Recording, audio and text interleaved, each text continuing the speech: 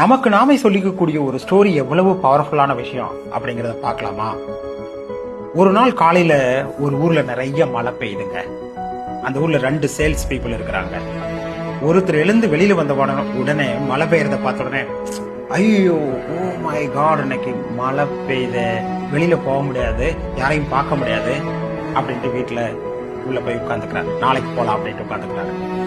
இது அவருக்காகவே சொல்லிக்கிட்ட ஒரு ஸ்டோரி. ரெண்டாவது ஒரு சேல்ஸ்மேன், அவரு வெளியில வந்து பாக்குறாரு, மழை பெய்யுது பாக்குறாரு, உடனே எக்ஸைட் ஆகுறாரு. வாவ் கிரேட், இன்னைக்கு பாரு யாரும் வீட்டு விட்டு வெளியில போகாம எல்லா கஸ்டமரும் வீட்டுல இருக்க போறாங்க. நான் இப்ப போனேன்னா ஒவ்வொரு வீட்லயும் தட்டும் போது எல்லாத்தையும் மீட் பண்ணி இல்லாத சேலை க்ளோஸ் பண்ணலாம் அப்படின்னு நினைக்கிறாரு. இது அவருக்காக சொல்லிக்கிட்ட ஸ்டோரி. இப்ப பாருங்களேன், இந்த 2 சேல்ஸ் பீப்புளுமே மழை 2 பேருத்துக்குமே பெய்யுது. ஆனா எந்த மாதிரியான ஸ்டோரி அவங்களுக்கு சொல்லிக்கிறாங்க அப்படிங்கிறது அவங்களுடைய வாழ்க்கையை தீர்மானிக்குது, அந்த டேவை தீர்மானிக்குது.